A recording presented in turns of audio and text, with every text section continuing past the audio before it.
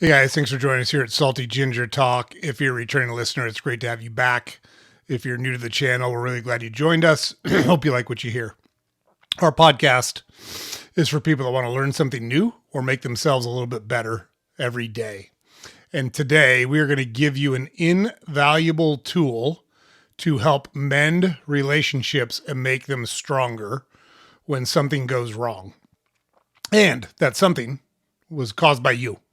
So the topic for today is how to deliver an effective, unequivocal apology. And super important to cover this topic because what we find most people do is they will make several mistakes. One, they'll be defensive when they try to apologize. Two, they'll make excuses when they try to apologize. And three, they'll try to minimize the issue when they apologize. And the way we're going to teach you to apologize is to be direct, to own it, to not make excuses, and deliver a meaningful, useful apology that will help mend damage to a relationship. So we want our apologies to be clear, meaningful, and effective. But I will say this. I tell this to people a lot. I apologize when I'm sorry about something. I don't apologize because someone else expects me to apologize. I don't apologize because people's feelings were hurt and I feel like they're being sensitive or overdramatic or et cetera, et cetera. So an apology only means something if you're actually sorry. So if you're not sorry, you should not apologize. Pretty straightforward. But we hear people say they don't actually mean it, and it dilutes the impact and effectiveness of an actual apology. So I think it's important to get that out on the table, that you should apologize when and only when you're actually sorry. And then when you do apologize, you need to do it right. You need to deliver a meaningful, effective, and clear apology that mends the relationship, gives someone the sense that you actually care about what happened and you want to make it right. So that's it. We're going to teach you now how to do a clear, unequivocal apology. Now, we're really good at these because we've fucked up a lot of stuff in our 52 years. So I've gotten really good at the unequivocal apology because I've needed to apologize a lot. So I speak from loads, of experience here on how to apologize because I'm good at it, because I've needed to do it a lot.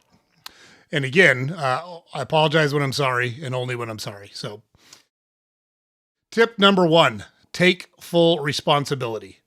A real apology doesn't include blame shifting, doesn't include excuses, doesn't minimize the impact. You have to own what you did. Let me give you an example of what an unequivocal apology sounds like. I was wrong. I take full responsibility for it. I'll do that. Sometimes I'll lose my temper and snap at my wife and say, I was wrong for snapping at you. I shouldn't have done that. Period. Doesn't matter if it was a heated topic. Doesn't matter if it was something that really irritated me. All the rest of it doesn't matter. I don't want to treat my wife that way. It doesn't mean I don't. It doesn't mean I don't screw up and do it sometimes. When I do, I should apologize. It's pretty straightforward. I shouldn't blame her. I shouldn't, right? It's like, yeah, there's several inappropriate jokes that pop into my head right now that I'm not going to tell, but it shouldn't be up to the person receiving the apology to manage their behavior around you. It's up to you as an adult person in a relationship to manage that relationship. When you screw up, you should apologize. Another way to do it, there's no excuse for what I did and I regret it. Real straightforward. No ambiguity, 100% on me. I own it. I take responsibility for it. I'm not blaming you for anything. So, what would it sound like if you did make excuses or did kind of couch your apology, so to speak? So that would sound like, I'm sorry if you were offended. Okay, so that's, I'm sorry you're such a baby, is what you're really saying right there, right? It's not a real apology. And look, if they're easily offended and they are being a baby, just don't apologize. Just say, I think you're being oversensitive. I'm not apologizing. I don't feel bad about it. I think this is on you. Then it's really clear about where the responsibility lies from your perspective on this particular topic. Or, I didn't mean to, but, then but always leads to some behavior that the other person exhibited that is makes it partially their fault that they were on the receiving end of your outburst. And it's ineffective from an apology perspective because it makes them feel like, well, I did something to deserve the way I was treated or the way you reacted to me. And that's not what we're looking for. So, some examples of things you could say instead of, I'm sorry you feel that way. I realize I hurt you by canceling at the last minute. I realize I hurt you by saying X. That was inconsiderate, and I take full responsibility. Again, we're not shifting any of the blame. We're not making excuses. We're acknowledging that the behavior we did was not great and that we need to get better at it in the future. So tip number 1 is the most important one. You got to take full responsibility when you actually deliver an apology. Okay, tip number 2, you have to acknowledge the impact. The impact of what you did, what you said, the way you behaved, etc., etc. The apology should recognize the harm done. Not just that you feel bad, but that you understand how that other person felt. That's why it's important to acknowledge the impact. So, what do some examples of that sound like? I know my actions hurt you, or made you feel bad, or upset you, and I can see why you felt upset, angry, hurt, frustrated, whatever. I regret my words made you feel disrespected. Those are apologies for you doing what you did, saying what you said, and acknowledging the severity or significance of the situation and how you made that other person felt.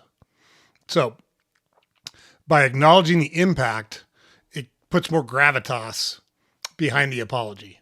Because it's not just, hey, I'm in the doghouse and I'm going to apologize to make you feel better to get out of the doghouse. It's acknowledging, hey, I understand why you're feeling or thinking the way you're feeling or thinking, and I'm taking responsibility for that. So another example, instead of just saying, hey, sorry I missed your thing, you could say, I realize that by not showing up, I made you feel unimportant. That was wrong, and I regret it. So you can see the difference in the ambiguous blame-shifting language or downplaying language and the owning it direct response, acknowledging the impact of how your actions or words made somebody else feel. So terribly, terribly important. That's another great tip there for the unequivocal apology. Okay, tip number 3, do not make any demands with your apology. You're not trying to force forgiveness. You're trying to make amends. So a way to do that, or a way to phrase it so you're trying to accomplish that. I get it if you need more time to think about this. I get it if you're not ready to forgive me. I understand. But I do want you to know I'm truly sorry. Like, that's a good way to acknowledge it. You're not saying, I apologize, now treat me nice. Be friends with me again. Don't hold this against me. Sleep with me. Whatever. Whatever it is you expect to happen next, you need to allow that to unfold on their timeline. You're not making a demand. It's not a quid pro quo apology. You're not demanding forgiveness simply because you acknowledged your behavior or your words in a productive way. So don't make demands. So you don't want to say, I'm sorry, can we just put it behind us? Can we just let it go? Can we just move on? You can say, I know I hurt you. I know it hurts, whatever. I understand if you're not ready to talk yet. I just want you to know that I really regret what I did. And leave it. Let them think about it. Let them come to terms with it in their own mind, on their own timeline, without any expectation from you. So that's another thing that lends a lot of weight or gravity to an apology. So that's a really good thing to think about when you're crafting your unequivocal apology for whatever stupid thing you said. At least that's usually why I apologize. It's because I said something stupid in the heat of the moment, and I let my emotions get the best of me, and I know I'm wrong. And I need to try to make it right. Speaking of which, that's tip number 4. Offer to make it right. A real apology includes action. So ask how you can make amends and commit to doing better. So just ask that question. What can I do to make this right? What can I do to make this better? Look, there are some things where you can't unring the bell or put the toothpaste back in the tube. I can tell you right now, my wife and I have been married for 32 years, and both of us know that if there was ever infidelity by one or the other, That's a hardline nuclear war of the roses. No going back. The world has changed forever. We're not going to forgive. One of us is not going to forgive the other one for infidelity. That's just how we are. It's not going to happen. However, if I say or do something stupid, I'll get forgiveness for saying or doing something stupid so long as I acknowledge it and I'm sincere about it and I work on improving that behavior in the future, and vice versa. There's times where my wife has had to have those conversations with me about her words or her actions. Let's be honest, it happens a lot more of me apologizing than her, if we're going to be honest. But either way, it's important to make an offer to make it right. So another way to do that is to acknowledge what you're going to do going forward to try to make it right. Going forward, I will think before I raise my voice. Going forward, I will make an effort to not lash out in the heat of the moment and say something that I'll regret and have to apologize for. So let's say, for example, you forgot a friend's birthday. Instead of just saying, sorry, man, I forgot your birthday, you could say, look, I screwed up by forgetting your birthday. I'd love to take you to dinner to celebrate and make up for it. Can I make it right that way? That seems like, a good olive branch if it's something that you're really interested in salvaging and doing something to strengthen the relationship. Offer to make it right. But remember, there is no expectation. They can choose not to forgive you. I would argue that unless it's something nuclear, like in like the example I gave earlier, like infidelity, hardline for both of us. That's just how we are. And we've both known that for the 30 plus years we've been together. So that's not upsetting. It doesn't bother her. It doesn't bother me. Like, those are the rules. There's a few things that are non-negotiable. If you step off the reservation, you're not coming back on the reservation, period, end of story. But almost anything else can be dealt with over time and action. And if you're willing to put in the time and take the action, you can usually overcome it and, in fact, strengthen your relationship after you make a mistake. So keep that up. Keep that in mind. So, and then our last tip number 5, is follow through. So you can say anything you want. Andrew Carnegie said, as I get older, I don't listen at all to what people say. I just watch what they do. And it's super intelligent. It's super high EQ way to think about things. An apology doesn't mean a fucking thing if your behavior doesn't change. So you see this a lot in domestic abuse cases. He says he's sorry. He feels bad. He bought me flowers. And then she shows up with a black eye 2 weeks later. Unacceptable. Unacceptable. And that's not a real apology. It only matters if you try to change your actions. And are you going to be perfect? Maybe not perfect. And look, I'm not trying to say it's okay to keep beating your wife as long as you do it less and you're getting better at it, not doing it. Not my point. So again, some things are hard line. You should never lay a finger on the people that are important to you, men. If you're tough, come fight me.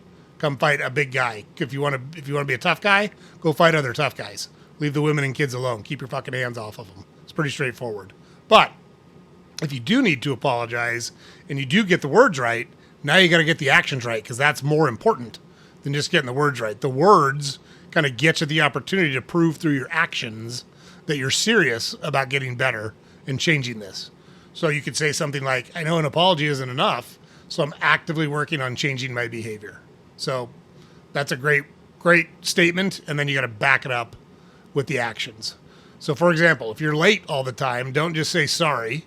Start setting alarms, leaving earlier, proving to people that you respect their time and that you're not being inconsiderate of them intentionally, and you're working on changing the behavior that's causing the problem. So that's it, guys. If you follow those tips, you will be able to deliver a meaningful, effective, and unequivocal apology in the situations that it is necessary in your life.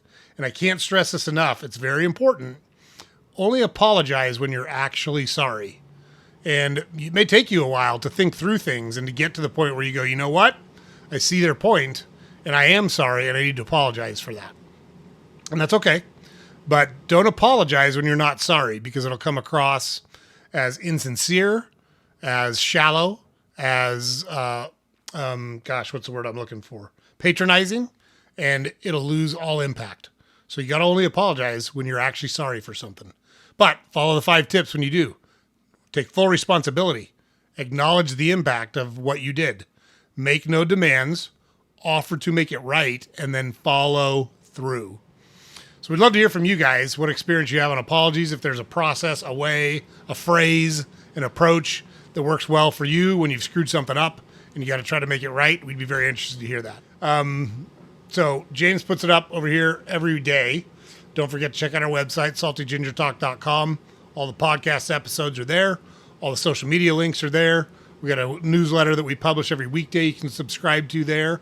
And it's great if you're able to like, comment, and or subscribe to our podcast on whatever platform you consume it on. Super helpful for us if you do that. So thanks for checking out the channel.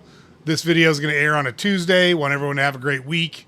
We'd love to see you on the next episode, and everybody stay safe.